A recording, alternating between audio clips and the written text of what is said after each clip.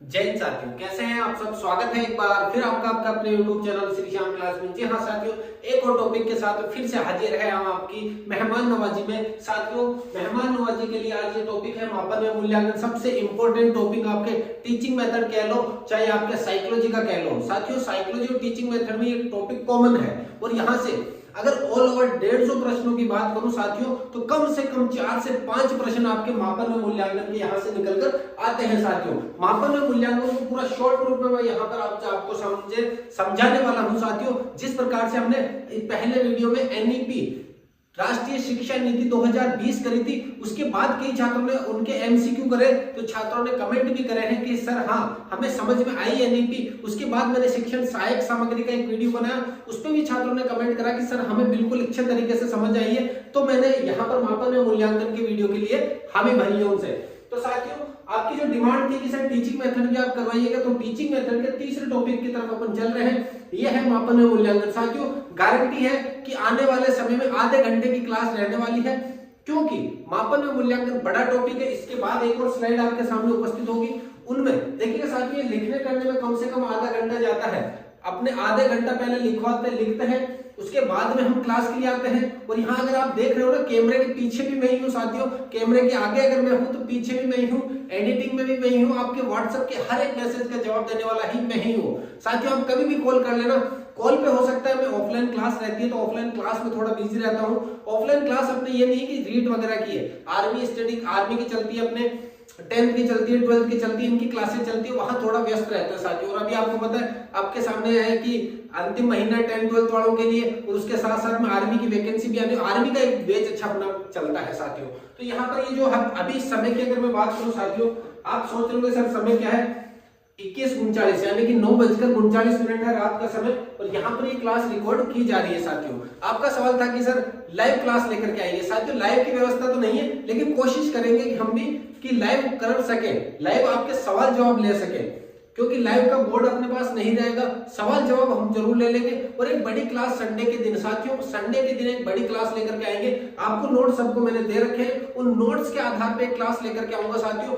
Unit आपको पहले बता दी जाएगी, मतलब डेली की एक क्लास रहेगी, 6 यूनिट है, 6 दिनों में 6 यूनिट कंप्लीट होकर के साइकोलॉजी पूरी करवाने की गारंटी लूंगा साथियों। में साइकोलॉजी और टीचिंग मेथड की 100% गारंटी है साथियों यहाँ पर, कि साइकोलॉजी और टीचिंग मेथड अगर आपने अच्छे से कर ली साथियों, कोई माइकल लाल आपको नहीं रोक सकता पात्रता पास करने के लिए। अरे पात्रता होगी किसके पास, आपकी होगी।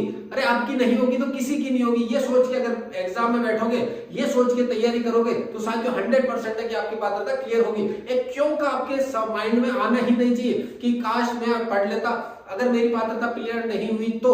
ये अगर नहीं आना चाहिए साथियों, अगर नहीं आना चाहिए, अगर आ गया तो पात्रता नहीं होगी। इसलिए कहता हूं बी पॉजिटिव साथियों। क्या होना है, बी पॉजिटिव। एक बार कमेंट कर दिएगा साथियों, बी पॉजिटिव। और चलिए शुरू करते हैं आज की क्लास। साथियों, मापन व मूल्यांकन में सबसे पहले तो ये देखो कि अक्षर बड़ा कौन है, शब्द बड़ा किसका है। मूल्यांकन में कितने अक्षर है, 1 अक्षर, 2, 3, 4 अक्षर। मूल्यांकन में 4 अक्षर, और मापन में कितने अक्षर है साथियों, 3। तो बड़ा कौन है, मूल्यांकन है, छोटा कौन है, मापन है। बस इतना सा अंतर है, छोटा कौन है, मापन है, बड़ा कौन है, मूल्यांकन है। साथियों देखो, अगर यहां पे बात करूं मैं, इसका अर्थ संकुचित है, जबकि इसका अर्थ क्या है, व्यापक है। व्यापक का मतलब बड़ा, ये लिमिटेड है, जबकि ये क्या है, बड़ा है। जैसे मैंने कहा कि आपके शरीर में हड्डियां कितनी है, तो सीधा सा सवाल निकल कर आता है सर 206 है।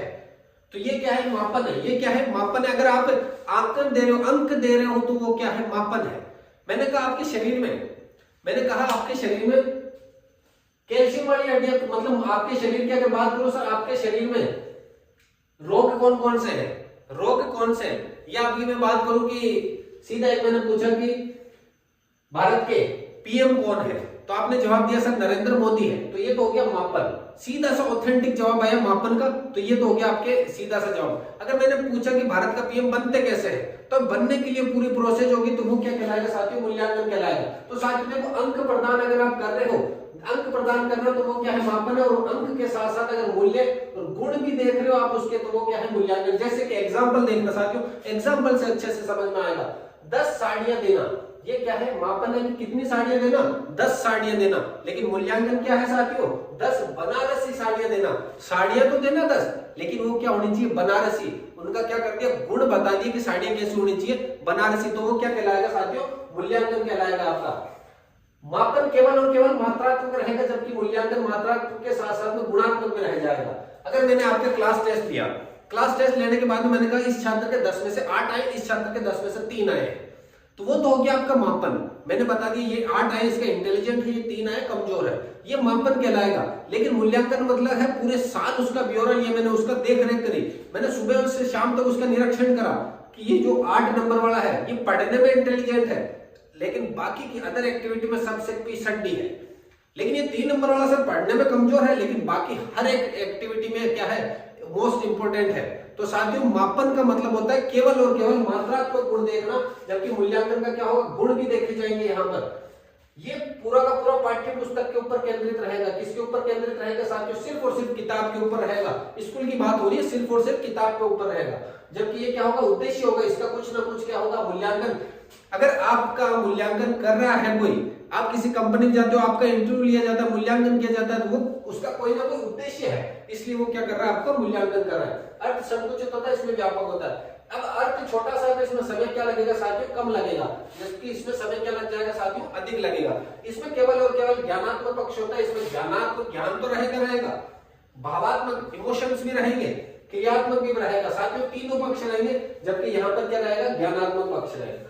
ये औपचारिक है, ध्यान देना, औपचारिक शिक्षा। यहाँ पे औपचारिक अनौपचारिक बहुत जगह काम आएगा साइकोलॉजी में। औपचारिक का मतलब होता है साथियों विद्यालय, और अनौपचारिक का मतलब होता है विद्यालय के अलावा जो भी जहां से भी आप ज्ञान ग्रहण कर रहे हो वो अनौपचारिक शिक्षा है। तो सवाल बनता है औपचारिक शिक्षा किसे कहते हैं, जो विद्यालय में दिया जाता है, जहां पे आपको अंकन किया जाएगा, मार्कशीट दी जाती है, वो क्या है, औपचारिक शिक्षा है साथियों। और जहां पर आपको मार्कशीट दी जाती है, केवल दुनिया का ज्ञान आपके ऊपर थोपा जाता है, केवल और केवल क्या करें, आस पड़ोसी जो रिश्तेदार है वो ताने मारते हैं, वो ज्ञान जो देते हैं वो फोकट का ज्ञान है, वही क्या कहलाता है साथियों, अनौपचारिक है। अनौपचारिक आपको घर से, पड़ोस से, मोहल्ले से, कहीं से भी मिल सकता है साथियों। साथियों इसमें निश्चित समय में पूर्ण हो जाता है। छोटा है बेचारा, छोटा सा है तो निश्चित समय में पूर्ण होगा, ये बड़ा है तो लगातार चलता रहेगा, कभी पूर्ण ही नहीं होगा। कहने का मतलब है आपके स्कूल लाइफ के अंदर ये पूरा हो जाता है, जबकि ये पूरी जिंदगी भर चलता है। अब ये स्कूल लाइफ में पूरा हो गया, भविष्यवाणी नहीं कर सकते साथियों इसके द्वारा, पर इसके स्वास्थ्य की भविष्यवाणी कर सकते हैं। अब ये समझिएगा किस प्रकार से मापन है।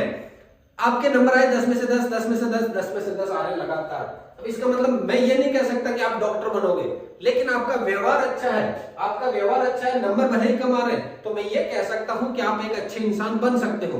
इनके नंबर 10 में से 10 आ रहे हैं, लेकिन व्यवहार सही नहीं है, तो अपन ये भविष्यवाणी नहीं कर सकते कि ये डॉक्टर बनेगा। लेकिन इसका व्यवहार अच्छा है, नंबर भले ही कम है, तो मैं ये कह सकता हूँ ये अच्छा इंसान बनेगा। साथियों ये क्या है, मापन और मूल्यांकन में एक छोटा सा अंतर। यहां से हो सकता है आपके सवाल बने, हो सकता है सवाल बने कि मापन, अब ध्यान देना, मापन पहले होगा उसके बाद उसका मूल्यांकन होगा।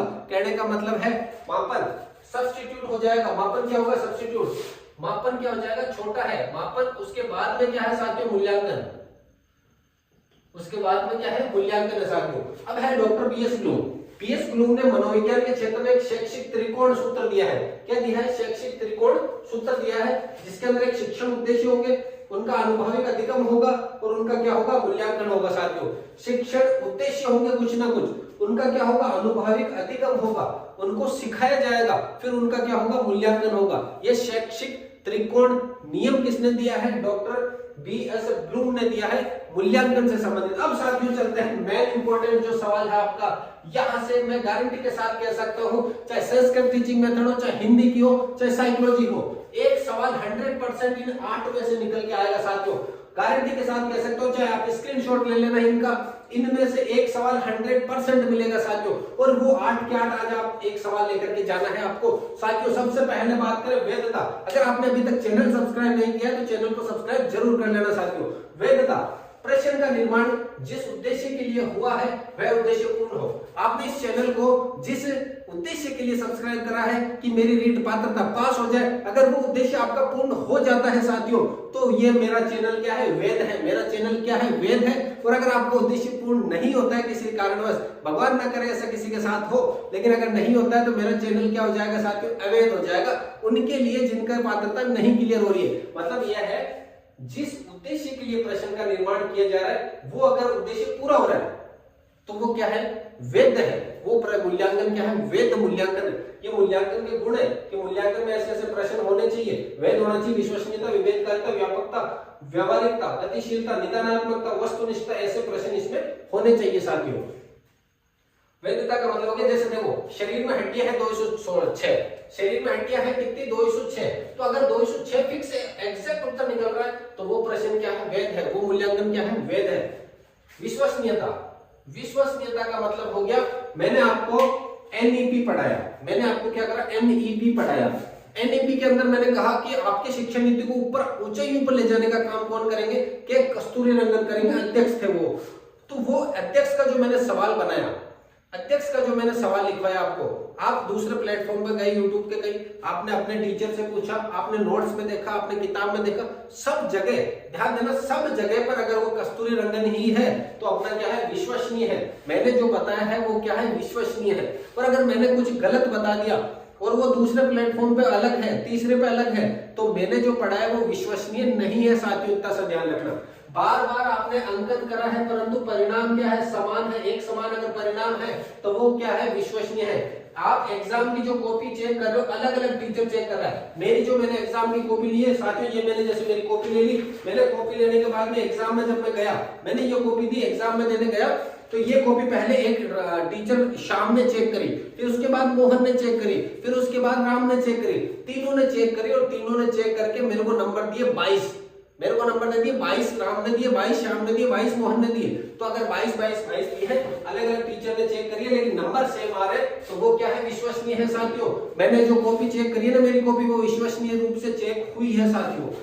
उसके बाद में विभेदकारिता, विभेदकारिता का मतलब होता है जैसे अभी ये पात्रता का एग्जाम लगा है आपका, ये विभेद करने के लिए है आपने कि जो अपन कहते हैं कि जो पढ़ने वाले हैं वही छात्र आगे मेंस में जाए, इसलिए आपके प्री का एग्जाम करवाया जा रहा है साथियों।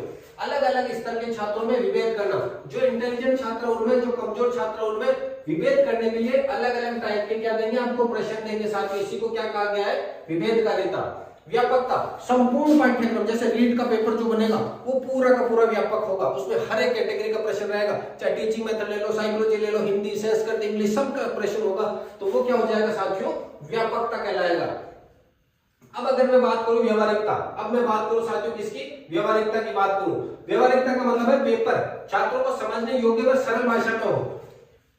व्यवहार, अगर किसी व्यक्ति का व्यवहार अच्छा कब होता है, जब उसकी भाषा सरल हो, जब उसको समझ सके लोग। अब समझने योग्य व्यक्ति है और सरल भाषा में बात करता है तो उसका व्यवहार क्या होता है साथियों, अच्छा होता है। तो पेपर का व्यवहार भी अच्छा कब होगा, जब वो पेपर की लैंग्वेज समझ में आ जाए अपन को, जब पेपर की भाषा सरल हो। तो अपन जैसे आप साइकोलॉजी के पेपर प्रश्न करने बैठते हो, कुछ प्रश्न आपको बहुत इजी लगते हैं, सर इसकी लैंग्वेज तो बहुत सरल थी, कुछ ऐसे होते हैं जो आपके दिमाग का दही कर देते हैं, वो प्रश्न ऐसे नहीं होने चाहिए। व्यवहारिकता का मतलब समझने में सरल हो, सरल भाषा हो, तो उसको क्या कहेंगे, विभेदकारिता।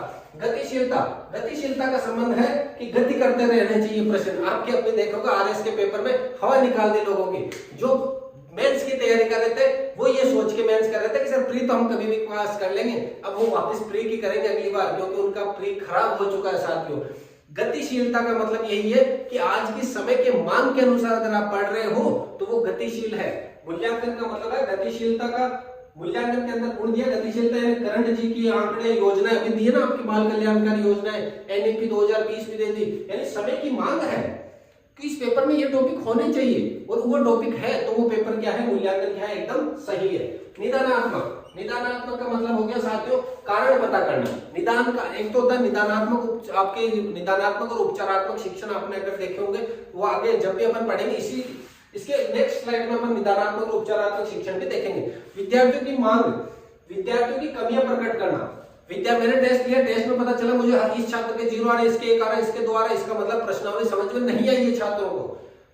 और अगर एक टेस्ट मैंने नंबर लिया, इसके 10 आ रहे हैं, इसके 8 आ रहे हैं, इसके 9 आ रहे हैं, इसका मतलब है प्रश्नावली अच्छे से समझ में आई है। तो निदानात्मकता का मतलब हो गया प्रश्नावली समझ नहीं आई तो उसको वापस समझाना है, उसका कारण पता करना ही क्या कहलाएगा, निदानात्मक। अब लास्ट में साथियों सबसे मोस्ट इंपोर्टेंट वस्तुनिष्ठता।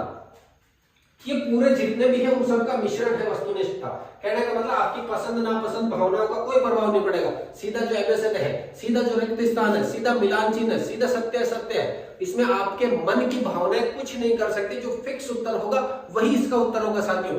तो साथियों, मूल्यांकन के प्रमुख गुण वेदता, विश्वसनीयता, विभेदकारिता, व्यापकता, व्यावहारिकता, गतिशीलता, निदानात्मक और वस्तुनिष्ठता। एक बार इनका स्क्रीनशॉट ले लीजिएगा, वरना टेलीग्राम चैनल पर जुड़ जाइएगा साथियों। टेलीग्राम चैनल पर आपको इनका पीडीएफ पूरी है जैसी उपलब्ध करवा दी जाएगी साथियों।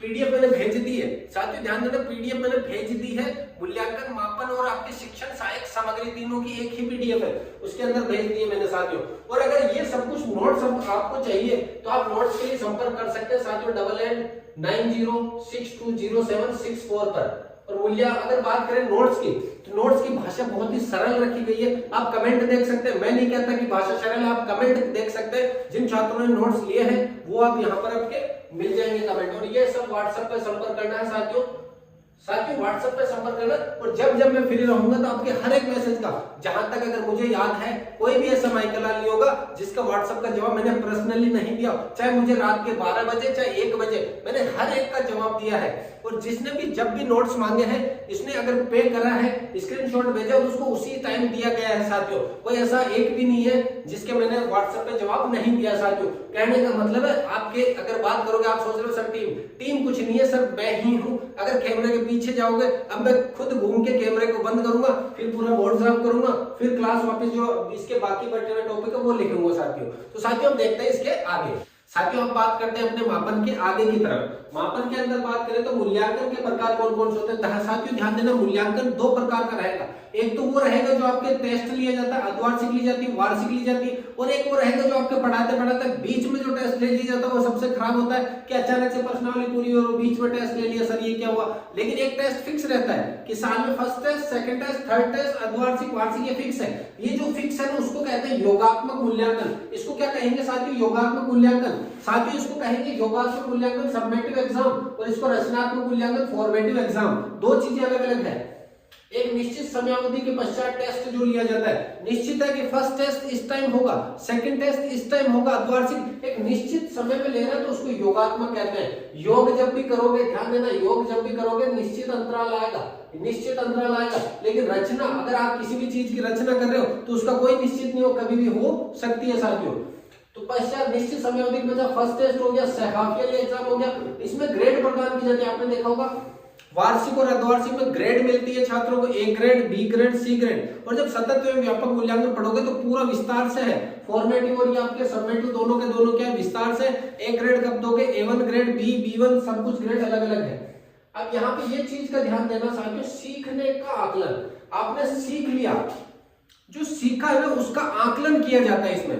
ध्यान देना साथियों, इसमें सीखने का आकलन है और इसमें सीखने के लिए आकलन है। ध्यान देना, ये बीच में हो रहा है, प्रश्नावली चल रही है उसके बीच में हो रहा है, तो इसमें सीखने के लिए आकलन हो रहा है। इसमें जो सीख चुके हो आप, ध्यान देना, मूल्यांकन के योगात्मक में आप जो सीख चुके हो, क्योंकि फर्स्ट टेस्ट है वार्षिक, मान के चले वार्षिक परीक्षा है, तो आप जो सीख चुके हो ना उसका आकलन हो रहा है। सीखना जो आपने सीख लिया उसका आकलन हो रहा है, और ये सीखने के बीच में हो रहा है। सीखने के लिए क्या पढ़ ली, प्रश्नावली, प्रश्नावली बीच में टेस्ट, आप उस प्रश्नावली को सीखना चाहते हो, सीखने के लिए उसका क्या हो रहा है, आकलन हो रहा है साथियों। तो ये फॉर्मेट योगात्मक और रचनात्मक, आशा करता हूं आपको अच्छे से समझ में आया होगा साथियों। अब बात करें निदानात्मक शिक्षण। ध्यान देना साथियों, निदानात्मक को इंग्लिश में कहते हैं डायग्नोसिस। डायग्नोसिस आपने देखा होगा, डायग्नोसिस सेंटर बहुत सारे होते हैं।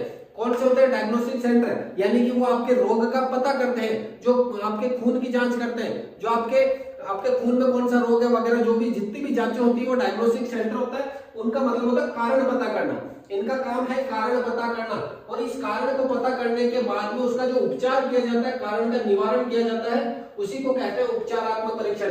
इसमें क्या होगा साथियों, कारण पता किया जाएगा आपका, कि जैसे कि अब कह रहे हो सर ये अपने साइंस की चीजें यहाँ कैसे काम आ रही है सर, डायग्नोस्टिक। अबे साइंस की नहीं है साथियों, कहने का मतलब है साइंस की नहीं है। साइंस में तो इनका शब्द होता है। अब मान के चलो एक क्लास में एक छात्र है जो विद्यालय नहीं आ रहा, अब आपको कारण जानना है कि वो विद्यालय क्यों नहीं आ रहा। अब आपको पता चला कि सर इसके तो मतलब घर से विद्यालय थोड़े दूर है, आने जाने का कोई साधन नहीं है इसके पास, तो वो क्या हो गया, कारण पता कर लिया आपने कि इसके घर से दूरी विद्यालय के आने जाने का कोई साधन नहीं है। अब उस कारण का निवारण करना आपके बस की बात है। अब वो कारण का निवारण करना है आपको, तो वो क्या कहलाएगा, उपचारात्मक शिक्षण। कि सर मैं उधर से या तो मैं लेते आऊंगा इसको, मैं शाम को आते हुए जाते समय छोड़ते जाऊंगा, या आपने क्या कर लिया, उसका निवारण कर लिया है। कारण पता करा, उसका निवारण, दोनों ध्यान देना। निदानात्मक शिक्षण में कारण पता करते हैं, उपचारात्मक में उसी कारण का क्या करना है, आपको निवारण करना है। मान के चलो आपने टेस्ट लिया, छात्रों के नंबर नहीं आ रहे, अब नंबर क्यों नहीं आए, आपने कारण पता करा। वो कारण ऐसा पता चला कि जब मैंने टेस्ट लिया तो मैंने किसी छात्र को बताया ही नहीं कि आपका इस पर्सनालिटी का टेस्ट होगा, ये मैंने कारण पता करा। अब की बार जब मैं वो कारण पता, जब वापस टेस्ट दूंगा तो पहले मैं 10 दिन पहले कहूंगा कि फलानी तारीख को मैं आपका टेस्ट लूंगा, तो ये क्या हो गया, इसका उपचारात्मक शिक्षण हो गया साथियों। जब भी निदान करोगे तो उसकी सर्वश्रेष्ठ विधि कौन सी है साथियों, व्यक्ति के इतिहास का अध्ययन करना, व्यक्ति के इतिहास का अध्ययन करना। और वो उसके विधि का प्रवर्तक कौन है, टाइटमैन है। व्यक्ति इतिहास विधि किसने दी है, टाइटमैन है। व्यक्ति का इतिहास जानना है तो आपको एकदम टाइट बनकर रहना पड़ेगा। अगर आपको मेरा इतिहास जानना है तो आपको मेरे सामने टाइट बनकर आना पड़ेगा, एकदम सीधा तन के आना पड़ेगा, तब मैं मेरा इतिहास बताऊंगा आपको। तो व्यक्ति इतिहास विधि किसने दी है, टाइटमैन ने दी है साथियों। और निदान और उपचारात्मक अगर साथ में करना हो तो सबसे बेस्ट विधि है मनोविश्लेषणात्मक विधि। सिगमंड फ्राइड ने दी है, जो चेतन, अचेतन और अर्धचेतन, जो 3 मन बताए हैं सिगमंड फ्राइड ने इस विधि के अंदर, मनोविश्लेषणात्मक विधि। अब निदानात्मक की जो विधियां कौन कौन सी, इसमें आप निरीक्षण करते हो छात्रों का, कारण का निरीक्षण करते हो, उसका परीक्षण कर सकते हो, छात्र का साक्षात्कार कर सकते हो, उसका संचय अभिलेख, जो विद्यालय के अंदर एक अभिलेख होता है छात्र का कि पूरा बायोडाटा होता है, उसका अभिलेख करके भी आप उस छात्र का कारण पता कर सकते हो। अब उस कारण को उपचारात्मक किस प्रकार से करना है साथियों, एक तो सामूहिक रूप से और एक व्यक्तिगत तौर पर। कुछ कारण ऐसे हैं जिनका आप दूसरों के सामने जिक्र नहीं कर सकते उस छात्र के साथ, तो उस छात्र को एकांत में बुलाओ, उसके साथ बात करो, वार्तालाप करो कि ये जो आपके नंबर कम आ रहे हैं क्यों आ रहे हैं, क्या आपने पता करा सर कि भाई मुझे पता है तुम्हारे घर में स्थिति सही नहीं है, आपके पढ़ने का माहौल नहीं है, तो मैं आपको यहाँ माहौल विद्यालय में प्रोवाइड करूंगा, विद्यालय में एक्स्ट्रा क्लास लूंगा आपके, लेकिन आप पढ़िए। तो वो क्या हो गया, व्यक्तिगत विधि। और सामूहिक का मतलब पूरे ग्रुप में आपने प्रार्थना के सामने किसी छात्र का जो कारण है उसका निवारण करा दो, सामूहिक विधि हो गई उपचारात्मक की। साथियों अब 2 विधियां, सबसे लास्ट में मूल्यांकन की विधियां, यहां से भी कई बार सवाल बन सकता है साथियों। जो मेन सवाल था वो आपको मैंने बताया, मूल्यांकन की जो 8 गुण थे ना साथियों, वहां से बनता है। उसके अलावा यहाँ पर निदानात्मक, उपचारात्मक का बन सकता है, और फॉर्मेटिव और आपके सबमेटिव का भी बन सकता है।